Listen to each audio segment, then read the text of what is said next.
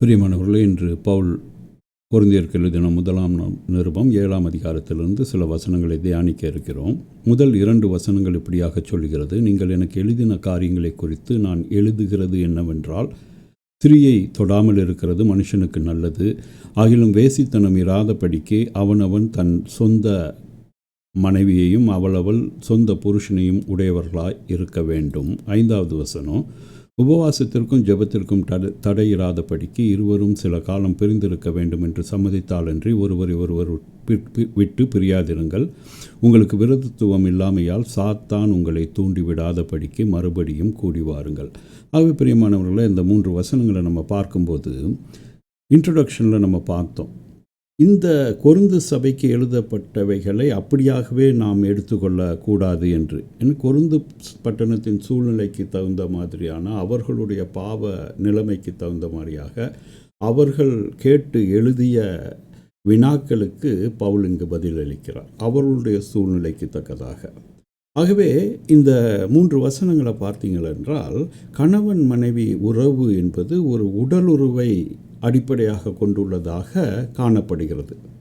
ஏன் அப்படியாக காணப்படுகிறது என்றால், கொரிந்து சபையில் விபச்சாரம் பரவி இருந்தபடியினால் இங்கு பவுல் அந்த விபச்சாரத்தை தடுத்து நிறுத்துவதற்காக கணவன் மனைவியுடைய உடலுறவை குறித்து இங்கு வலியுறுத்துகிறார். ஆகவே நாம் இதை அடிப்படையாக வைத்து இந்த நாட்களில் கணவன் மனைவியுடைய உறவையும் குடும்ப வாழ்க்கையும் அநேக வேளையில் மற்றவர்களுக்கு போதிக்கிறோம்.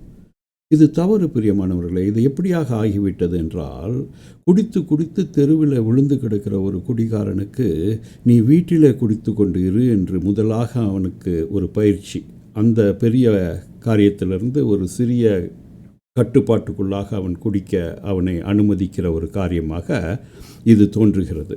விபச்சாரத்தில் பெருகி இருந்தவர்களுக்கு கணவன் மனைவியுடைய உடலுறவை குறித்து ஊக்குவித்து நீ உங்களுக்கு இது போதும் என்று சொல்கிறதான கருத்தாக இருக்கிறது. ஆகவே விபச்சாரம் நிறைந்த அந்த கொரிந்து சபைக்கு எழுதப்பட்ட இந்த செய்தி நமக்கு எவ்வளவாக பொருந்துகிறது? ஒருவேளை இது எப்படியாக இருக்கிறது என்றால், குடித்து தெருவில் விழாத ஒருவனுக்கு இந்த பகுதியை நம்ம போதிக்கும்போது வீட்டில் நீ கொடித்து கொண்டு இரு என்று அவனை புதிய குடிகாரனாக மாற்றுவதற்கு இது ஏதுவாக இருக்கிறது. புதிய விபச்சாரக்காரனாக மாற்றுவதற்கு ஒரு ஏதுவாக இருக்கிறது. புதிய உடல் உறவுக்காக மட்டுமே கணவனையும் மனைவியும் பார்க்கிற ஒரு எண்ணங்களை அவர்களுக்கு ஊக்குவித்து தருகிற ஒரு பகுதியாக இது காணப்படுகிறது. ஆகவே அடிப்படை கருத்து என்னவென்றால், இது அந்த கொரிந்து சபையில் விபச்சாரத்தில் விழுந்து கிடந்த அந்த மக்களுக்கு இது கணவன் மனைவியுடைய உடலுறவு உங்களுக்கு போதும் என்று வலியுறுத்துவதாக இருக்கிறது. பாருங்கள், பொதுவாக நாம் எந்த அடிப்படையில் வாழ்க்கை துணையை தேர்ந்தெடுக்கிறோம் என்றால், இந்த அடிப்படையில் தான் இன்று நாம் தேர்ந்தெடுக்கிறோம். 3 காரியங்கள் இருக்கிறது.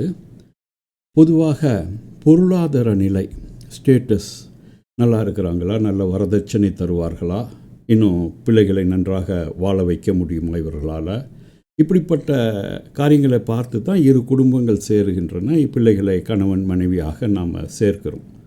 அடுத்தது, பிள்ளைகளுடைய எதிர்பார்ப்பு அழகாக இருக்க வேண்டும், எனக்கு வருகிறவன் ரொம்ப ஹேண்ட்ஸமாக இருக்க வேண்டும், எனக்கு வருகிறவர் அப்படியே பியூட்டியாக இருக்க வேண்டும். இது பிள்ளைகளுடைய மனப்பான்மை.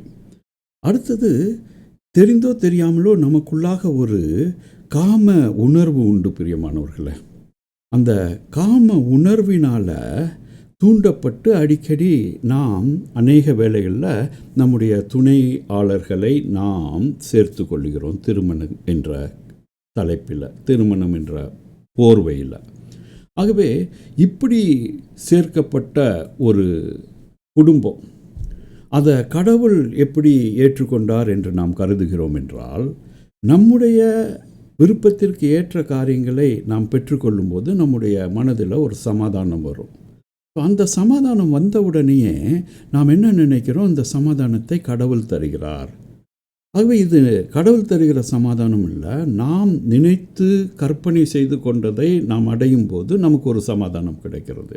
ஒரு தற்காலிக சமாதானம், உலக பிரகாரமான சமாதானம். அந்த சமாதானத்தை நம்ம கடவுள் சமாதானம் தருகிறார் என்று நினைத்து ஏமாந்து போகிறோம், நம்மளை மாய்த்து கொள்கிறோம், பின்பு வாழ்நாளெல்லாம் கஷ்டப்படுகிறோம். அதே போல் அடுத்ததாக என்ன நடக்கிறது என்றால், நாம் எப்படியாக இந்த 3 அடிப்படையில் இதோடு ஒன்று ஒரு அடிப்படையை சேர்த்து கொள்ளலாம், அது ஜாதி. ஸோ இப்படிப்பட்ட அடிப்படைகளில் நாம் பிள்ளைகளுக்கு வரனை பார்த்து அவர்களை கணவன் மனைவியாக ஆக்கி அதை கடவுள் ஏற்றுக்கொண்டதாக எப்படி தீர்மானிக்கிறோம் என்றால், எப்படி நாம் அவர்களை கணவன் மனைவியாக எந்த அடிப்படை காரணங்களை கொண்டு சேர்த்து வைக்கிறோமோ அவைகள் எல்லாவற்றையும் கடவுள் அங்கீகரிப்பதாக நாம் எப்படி நினைக்கிறோம் என்றால், அவர்களை ஒரு கோயிலிலேயோ ஒரு சர்ச்லேயோ ஒரு தெய்வத்திற்கு முன்பதாக பலிபீடத்திற்கு முன்பதாக அவர்களுடைய திருமணம் நடைபெறுவதனால அது கர்த்தரால் அங்கீகரிக்கப்பட்ட ஒரு திருமணம் என்று நாமாகவே முடிவு செய்கிறோம். ஆலயத்தில் கொண்டு போய் நம்முடைய விருப்பத்திற்கு ஏதுவாக நாம் தேர்ந்தெடுத்த தம்பதிகளை திருமணம் செய்து வைக்கிறோம். அப்படி ஆலயத்தில் நாம் திருமணம் செய்து வைப்பதனால அது கர்த்தர் அங்கீகரிக்கப்பட்ட ஒரு திருமணம் என்று நாம் நம்மை ஏமாற்றி கொள்ளுகிறோம். இந்த அடிப்படையில் நாம் பிள்ளைகளை சேர்த்து வைக்கும்போது தமிழில் ஒரு நல்ல அருமையான பழமொழி உண்டு. ஆசை 60 நாள், மோகம் 30 நாள், 90 போனால் துடப்பை கட்ட. ஆசை 60 நாள் இருக்குமா, மோகம் 30 நாள் இருக்குமா? இந்த 60 30 சேர்த்து 90 நாள் முடிஞ்சிருச்சுன்னா அது ஒரு துடப்பை கட்டையாக மாறிவிடும். இந்த பழமொழி ஒரு நகைச்சுவை தருகிற பழமொழியாக கருதப்பட்டாலும் இதில் உண்மையான காரியம், யதார்த்தம் அடங்கி இருக்கிறது. பிரியமானவர்களே, இது ஒரு யதார்த்தமான பழமொழி. இன்று குடும்ப வாழ்க்கைகளில் இதுதான் நடக்கிறது. எதை கருதி அவர்கள் ஒன்று சேர்ந்தார்களோ அந்த ஆசையும் மோகமும் சென்று எந்த பணத்துக்காக ஆசைப்பட்டார்களோ, எந்த பதவிக்காக, எவ்வளவு உயர்ந்த குடும்பம் என்று ஆசைப்பட்டார்களோ, எந்த அழகுக்காக ஆசைப்பட்டார்களோ, எந்த காம இச்சைக்காக ஆசைப்பட்டார்களோ அவைகளெல்லாம் தீர்ந்து போன பின்பு அங்கு ஒன்றுமில்லாமல் வெறுமை ஏற்படுகிறது. ஏன் இப்படியாக ஏற்படுகிறதுனா, இது கர்த்தரால் தீர்மானிக்கப்பட்ட திருமணம் கிடையாது. இது நமது எண்ணங்களினால், நமது விருப்பங்களை, நம்மளுடைய தற்காலிக உலக பிரகாரமான சரீர பிரகாரமான விருப்பங்களை நிறைவேற்றி கொள்ள நாம் தேர்ந்தெடுக்கப்பட்ட துணையாளராக நாம் ஒரு குடும்பத்தை ஏற்படுத்தும் போது அதில் தற்காலிகமாக ஒரு சுகம் கிடைக்கிறது. சிறிது காலங்களிலே அது அவர்களை விட்டு அகன்று போய்விடுகிறது. அதன் பின்பதாக பிரச்சனைகள் தொடங்கிவிடுகிறது. 1 சாமுவேல் 13 14 15 அம்னோன் இதுக்கு நல்ல ஒரு உதாரணம். சகோதரி தாமார் வேண்டவே வேண்டாம் என்று மறுக்கிறாள், நிறைய காரியங்களை எடுத்து சொல்லுகிறாள். ஆனாலும் அந்த காம வெறி அந்த இடத்துல அவனுடைய கண்களையும் அவனுடைய காதுகளையும் செவிடாக்கி விடுகிறது, கண்களை குருடாக்கி விடுகிறது. ஆகவே அவன் அவளை கற்பழிக்கிறான். அவனுடைய விருப்பம், காம இச்சை தீர்ந்த பிறகு எவ்வளவுக்கு எவ்வளவாக அவளை நேசித்தானோ அவ்வளவுக்கு அவ்வளவாக அவனை வெறுக்க தொடங்குகிறான். இதுதான் யதார்த்தம். பிரியமானவர்களே, இன்று அநேகருடைய குடும்ப வாழ்க்கைகளில் இதுதான் நடக்கிறது. ஆகையால் தான் குடும்ப பிரச்சனைகள், தீர்வு காண முடியாத கணவன் மனைவி சச்சரவுகள், அநேக வழக்குகள் இதனால தான் நடக்கிறது. ஆகவே நாம் கர்த்தரோடு இணைந்து கர்த்தருடைய சித்தத்தை அறிந்தவர்களாக நம்முடைய துணைகளை தேர்ந்தெடுக்க கடமைப்பட்டு இருக்கிறோம். ஆதாமும் அவன் மனைவியும் ஆகிய இருவரும் நிர்வாணிகளாயிருந்தும் வெட்கப்படாதிருந்தார்கள். அவர்களுக்குள்ளாக காம இச்சை இல்லை, பாருங்க, வெட்கம் இல்லை, பயம் கிடையாது, நிர்வாணமாக இருந்தார்கள். அதை குறித்த ஒரு எண்ணம், அதை குறித்த ஒரு ஞானம், அறிவு கிடையாது. அப்படிப்பட்ட சூழ்நிலையில் தான் ஆண்டவர் மனிதனை படைத்தார். மனிதனை ஆண்டவர் அவருடைய சாயலில் படைத்தார் என்பதற்கு என்ன அர்த்தம் பிரியமானவர்களே? சாவாமை உடையவனாக படைத்தார். அவர் எப்படி சாவாமை உள்ளவரோ அதே போல மனிதனை சாவாமை உள்ளவனாக படைத்தார். ஆனால் அவனோ பாவம் செய்து பாவத்தின் சம்பளம் மரணம் என்ற அந்த நித்திய மரணத்துக்குள்ளாக அவன் சென்றான். அதே போல தான் அவர்களை படைக்கும்போது அவர்களை தேவதூதர்களைப் போல அவரோடு கூட உறவாடுகிற ஒரு பரிசுத்த பிள்ளைகளாக படைத்திருந்தார். அவர்களுக்கு நிர்வாணம் என்பது ஒரு காரியம் கிடையாது பிரியமானவர்களே. அதில் அவர்களுக்கு வெட்கம் இல்லை. அந்த நிர்வாணம் அவர்களுக்கு காம இச்சைகளை தூண்டுவதாக அங்கு தெரியவில்லை. அப்படிப்பட்ட சூழ்நிலையில் தான் ஆண்டவர் கணவனையும் மனைவியையும் உருவாக்கினார். ஆனால் இன்று இந்த 7ஆம் அதிகாரத்தில் ஒரு விபச்சாரம் நிறைந்த மக்களுக்கு சொல்லப்பட்ட செய்தியினால் ஒரு பரிசுத்த விவாகம், பரிசுத்த குடும்பம் இந்த உடலுறவை மட்டுமே மையமாக வைத்து செயல்பட வேண்டியதாக இது மாறுபாடான ஒரு கருத்தை போதிக்கிற ஒரு அதிகாரமாக மாறிவிட்டது. ஆனால் தேவன் அப்படியாக கணவனையும் மனைவியையும் படைக்கவில்லை பிரியமானவர்களே. அப்பொழுது அவர்கள் இருவருடைய கண்களும் திறக்கப்பட்டது. அவர்கள் தாங்கள் நிர்வாணிகள் என்று அறிந்து அத்தி இலைகளை தைத்து தங்களுக்கு அரை கச்சைகளை உண்டு பண்ணினார்கள். அப்பொழுது அவர், நீ நிர்வாணி என்று உனக்கு அறிவித்தவன் யார்? உன்னை புசிக்க வேண்டாம் என்று நான் உனக்கு விளக்கின விருட்சத்தின் கனியை புசித்தாயோ? என்று பிரியமானவர்களே, தேவனுடைய வார்த்தைக்கு நாம் கீழ்ப்படியாது இருக்கும்போது காம இச்சை மட்டுமே நம்முடைய வாழ்க்கையை இயக்குகிறதா இருக்கிறது. காம இச்சை நம்முடைய வாழ்க்கையும் நம்முடைய எண்ணங்களையும் ஆளுகை செய்கிறது. ஆகவே தான் எங்கு சென்றாலும் கணவன் மனைவியுடைய உடலுறவு அல்லது மற்றவர்களுடைய இல்லிசிட் ரிலேஷன்ஷிப் அல்லது நம்மளுடைய பிள்ளைகளுடைய காரியங்கள், இப்படிப்பட்ட பாலிய காரியங்கள் இவைகளை குறித்தே பேசப்படுகிறது. பாருங்களேன், சிறிதளவும் வெட்கப்படாமல், தேவனுக்கு பயமில்லாமல் இதை குறித்தே பேசுகிறார்கள். இதுதான் அவர்களுக்கு இன்பம் தருகிறதா இருக்கிறது. ஆகவே ஆண்டவர் சொல்கிறார், இதெல்லாம் உனக்கு அறிவித்தவன் யார்? எனக்கு நீ கீழ்ப்படியாமற் போனதுனால இவைகள் எல்லாவற்றையும் நீ தெரிந்து கொண்டாய். எனக்கு கீழ்ப்படிந்திருந்தாயானால் என்னோடு கூட அனுதினமும் உறவாடி என்னுடைய முகப்பிரகாசம் உம்மில வீசும்படி நான் உன்னோடு கூட இருப்பேன், நீ என்னோடு கூட இருந்திருப்பாய் என்று சொல்கிறார். ஆகவே தான் புதிய ஏற்பாட்டில் இவரை சோதிப்பதற்காக சிலர் கேட்கின்றனர். அந்த காலத்தில் இதுதான் நடைமுறை. ஒரு மூத்த சகோதரன் மனைவியை உடையவனாயிருந்து அவன் இறந்து விட்டாள் என்றால் அந்த மனைவியை இளைய சகோதரன் மனம் புரிய வேண்டும். அப்படியாக மனம் புரிந்து அங்கு 6 சகோதரர்கள் மரித்து விடுகிறார்கள். ஸோ 7வது சகோதரனும் அந்த முதல் சகோதரனுடைய மனைவிக்கு கணவனாகிறான். ஆகவே இந்த மனைவிக்கு 7 கணவர்கள் இருக்கிறார்கள். ஒருவர் மரித்த பின்பு மற்றொருவன், மற்றொருவன் மரித்த பின்பு மற்றொருவன். ஆகையால் இவர்கள் கேட்கிறார்கள், இப்பொழுது இந்த மகளுக்கு 7 கணவர்கள் இருக்கிறார்களே, இவள் மரித்து பரலோகம் போகும்போது என்ன செய்வாள்? முதலாவது கணவனை தேர்ந்தெடுப்பாளா இல்லது 7 பேரோடு இருந்து சயனித்து இன்பம் கொள்ளுவாளா? இப்படி தான் கேள்வி பாருங்க. ஏன்னா அவருடைய எண்ணம் அந்த லெவலில் தான் இருக்குது. இதுதான் சர்ச்சைக்குரிய காரியம். ஆலயத்துக்கு போனாலும் 2 வாலிப பிள்ளைகள் ஆணும் பெண்ணுமாக இருந்தால் அவர்களை குறித்து ஒரு பேச்சு. அங்கு ஆலயத்திற்கு போனாலும் யாரோ ஒரு சிங்கிள் உமனுக்கு யாரோ ஒரு மனிதன் உதவி செய்தால் அதை கட்டுக்கதை வைத்து பேசுகிற ஒரு காரியம். ஏன் அப்படின்னா அதை குறித்தே சிந்தை உள்ளவர்களாக இருக்கிறோம். அதுதான் ஆண்டவர்கிட்ட கேட்குறாங்க. ஆண்டவரை அப்படியே பிடிச்சிட்டாங்க அப்படின்ட்டு பார்க்குறாங்க அவங்க.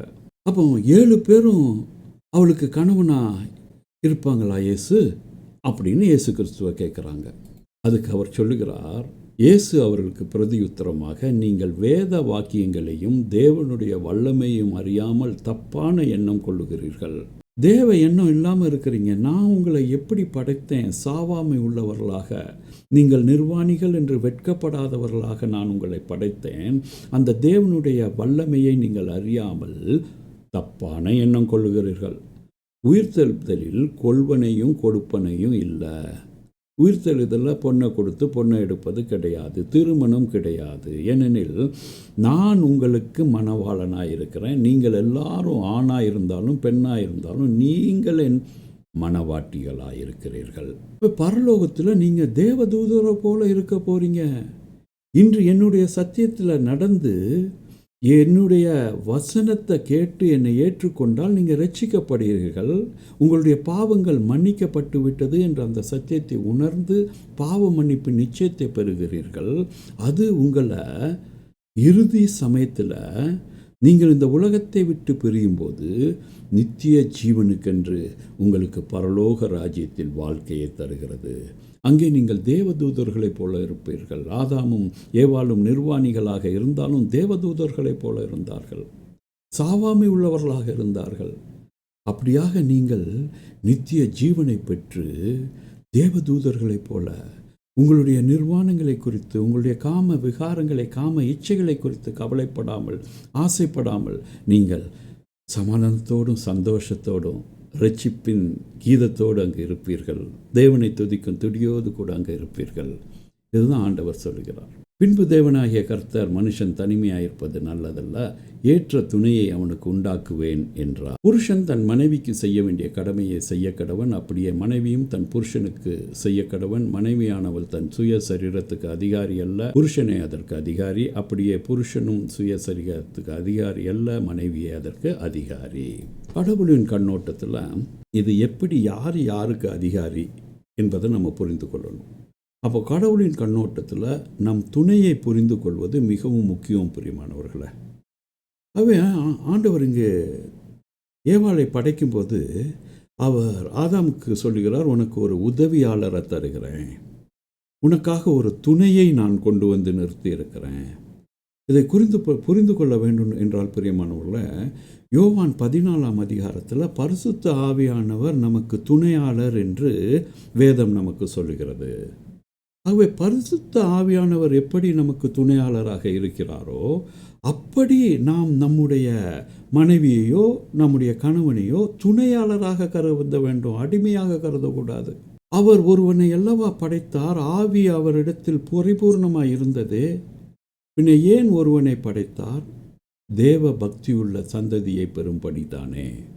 அவை பிரியமானவர்களே, ஆண்டவர் நம்மை இந்த உலகத்தில் கணவனும் மனைவியுமாக சேர்த்து வைப்பது எதற்காக என்றால் தேவ பக்தியுள்ள சந்ததியை பெறும்படியாக, தேவ பக்தியுள்ள குடும்பங்களை கட்டும்படியாக, ஆவிக்குரிய குடும்பங்களை கட்டும்படியாக.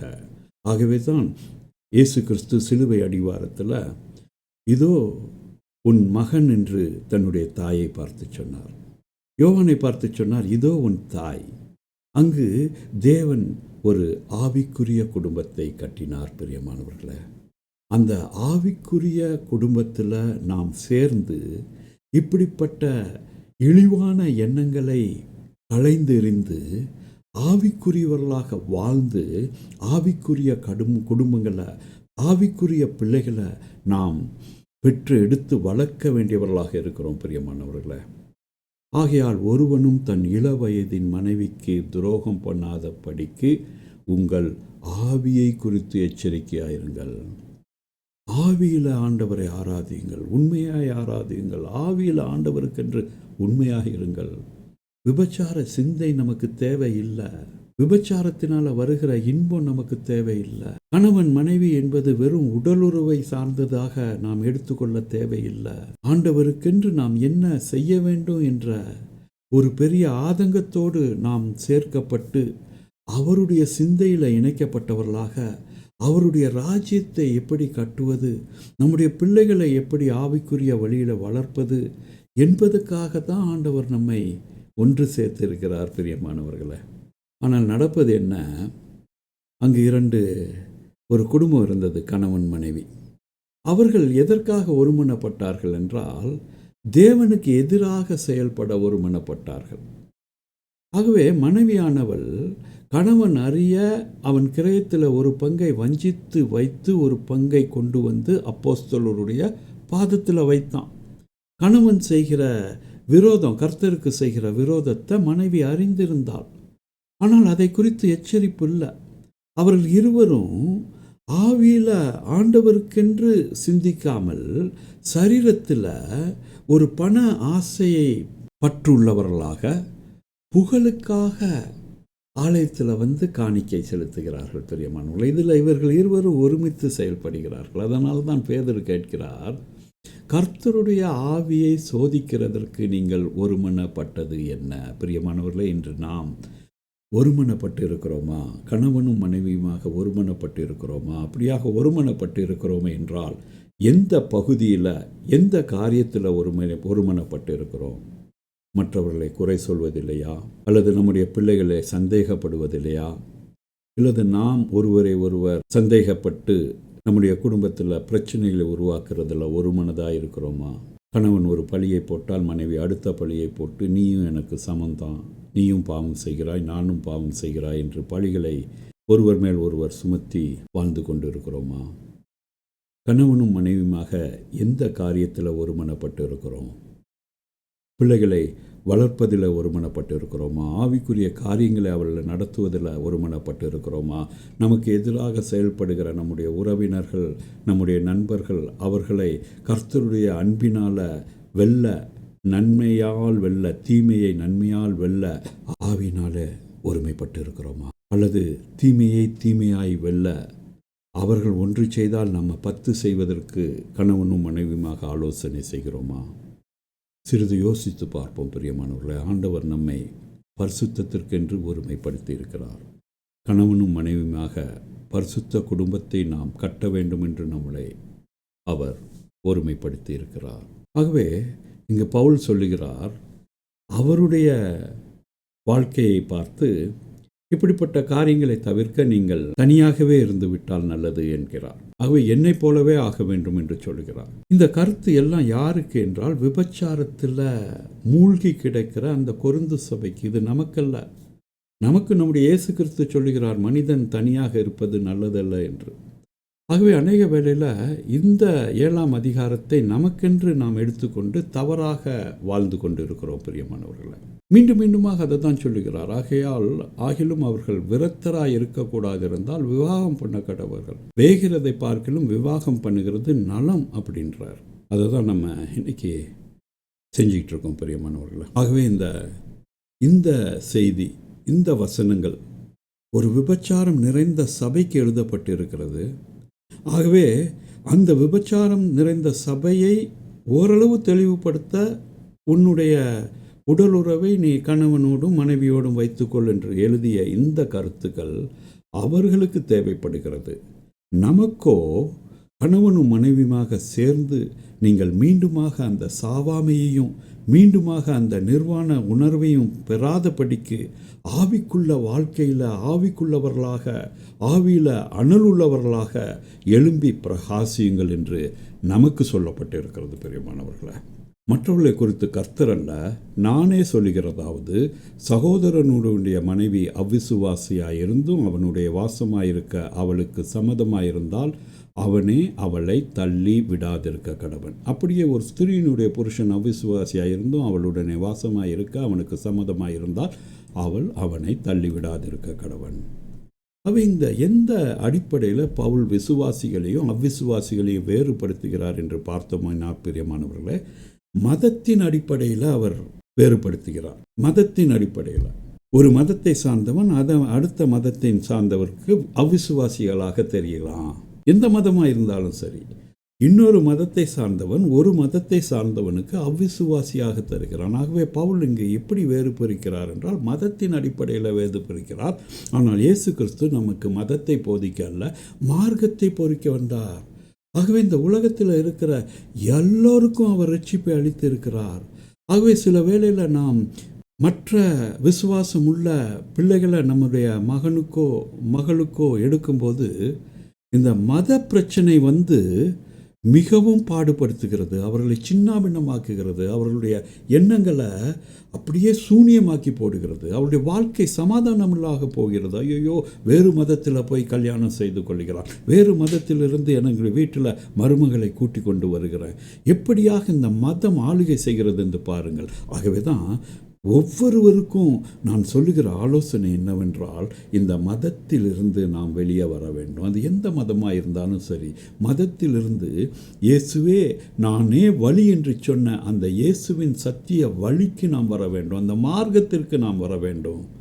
அப்பொழுதுதான் இப்படிப்பட்ட வீணான மன உளைச்சல்கள் நம்மை விட்டு நீங்கும். என்னத்தனாவினில் அவ்விசுவாசியான புருஷன் தன் மனைவியால் பரிசுத்தமாக்கப்படுகிறான், அவ்விசுவாசியான மனைவியும் தன் புருஷனால் பரிசுத்தமாக்கப்படுகிறாள். இல்லாவிட்டால் உங்கள் பிள்ளைகள் அசுத்தமாயிருக்குமே, இப்பொழுது அவைகள் பரிசுத்தமாயிருக்கின்றன. இது எந்த அடிப்படையில் இது எப்படி ஆயிடுச்சுனாங்க, இன்னொரு மதத்திலிருந்து நம்ம பெண்ணை எடுக்கிறோம் என்றால் அவள் கிறிஸ்துவ மதத்திற்கு மாறிவிட்டால் குழந்தைகள் பரிசுத்தமாயிருக்கும் என்ற ஒரு கருத்து நிலவி வருகிறது. ஆகவே மதம் மாறுதல் நம்மை பரிசுத்தமாக்க போவது இல்லை பிரியமானவர்களை. கணவனோ தன் மனைவியோ அல்லது மனைவி தன் கணவனையோ பரிசுத்தப்படுத்த முடியுமா? நிறைய பேர் நினச்சிக்கிறாங்க, இப்படியாக அவர்களை ஒன்று சேர்த்து வைத்து விட்டால் அவர்கள் உடலுறவு கொள்வதனால அவர்கள் ஒரே சரீரமாய் ஆகிவிடுவதனால அவர்கள் இருவரும் சேர்ந்து பரிசுத்தவான்களாய் ஆகிவிடுவார்கள் என்று அநேகர் ஒரு மாறுபாடான கருத்தை வைத்திருக்கிறார்கள் பிரியமானவர்களே. ஆனால் இது சத்தியம் கிடையாது. இது எப்படிப்பட்ட சத்தியம் என்றால், ஒருவேளை ஒரு மகன் சொல்லுகிறான், நான் இந்த மகளை, அவள் இயேசுவை அறியாத ஒரு மகள், அவளை நான் கல்யாணம் கட்டி திருமணத்தின் வாயிலாக இயேசுவினிடத்தில் கூட்டி சேர்ப்பேன் என்று ஒரு முடிவை எடுக்கிறான் பிரியமானவர்களை. இப்படிப்பட்ட வாலிபருக்கு நான் சொல்லுகிற அறிவுரை, இதற்கு நீ மிஷினரியாக போயிருக்கலாமே. உன்னுடைய குடும்ப வாழ்க்கையே நீ கெடுத்துக்கொள்வதற்கு பதிலாக நீ மிஷினரியாக போயிருக்கலாமே.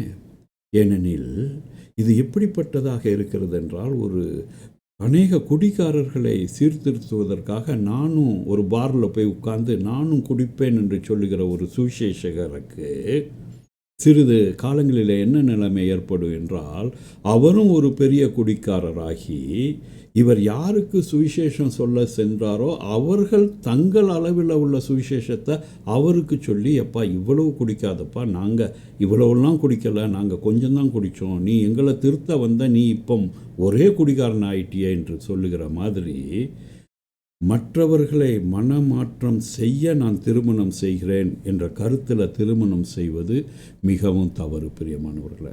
ஒரு மதத்தில் இருக்கிறவர்கள் மீது நமக்கு ஆர்வம் ஏற்படலாம், ஆகையால் நம் திருமணம் புரிந்து கொள்ளலாம்.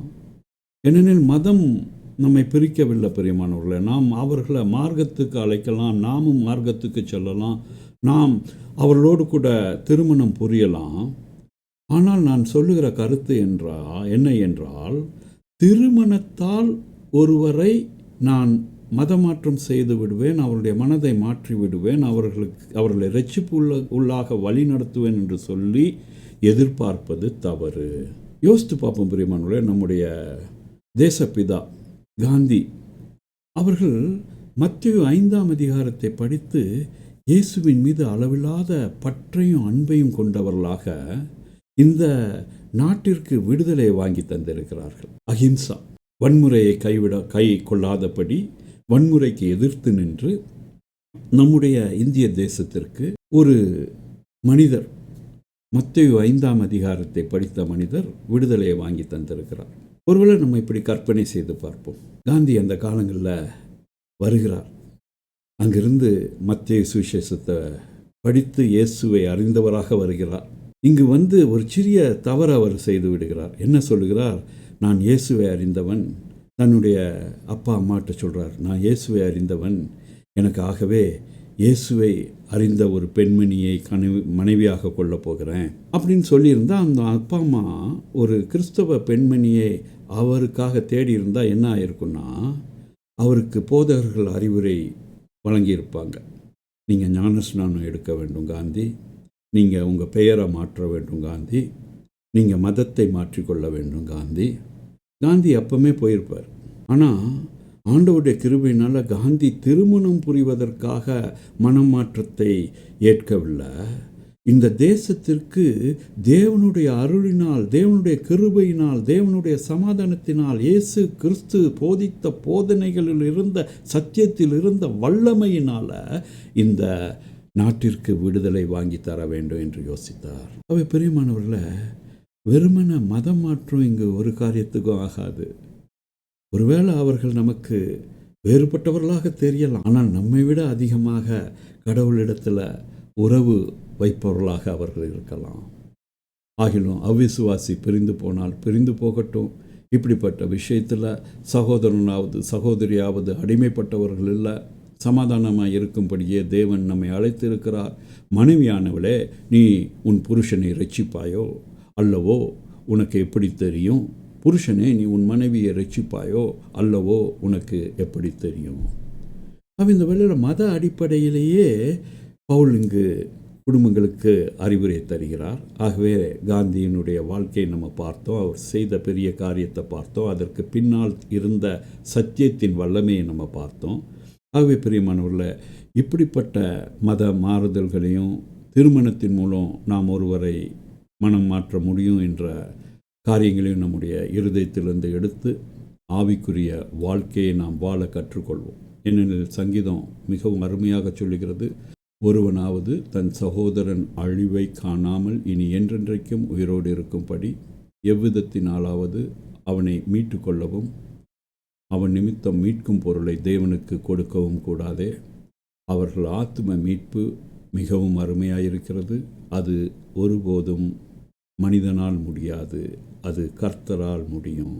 தன்னுடைய குமாரனை நமக்கு ஈந்த தேவனால் அது முடியும். ஆகவே பிரியமானவர்களே, கணவன் மனைவியினுடைய வாழ்க்கை வெறும் உடலுறவு அல்ல, வெறும் அடிமைத்தனமும் சேவையும் அல்ல.